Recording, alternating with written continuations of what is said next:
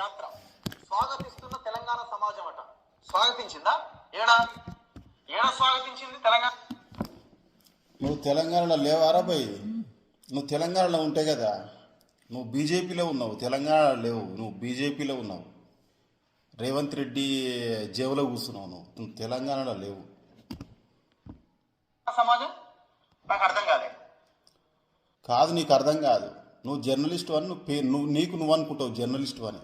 నువ్వు జర్నలిస్టు అని అందరూ అనాలి కదా. 4 కోట్ల జనం వల్ల మెజారిటీ జనం అనాలి నువ్వు జర్నలిస్టు అని. అంటే మేడిగడ్డ పర్రెలు పడిట పక్కన మగిలింది కూడా స్వాగతించిందా తెలంగాణ సమాజం? అర్రే, నువ్వు ఏడగుట్టి పెరిగినవురా. నీ ఊరే ఊర్రా. నువ్వు ఏడగుట్టి పెరిగినవురా. నల్గొండ జిల్లాలో ఏదో మారుమూల ప్రాంతంలో పుట్టి పెరిగినవు. నీ ఇల్లు వెనకటికి నువ్వు చిన్నగా ఉన్నప్పుడు దేనితోటి కట్టిర్రా?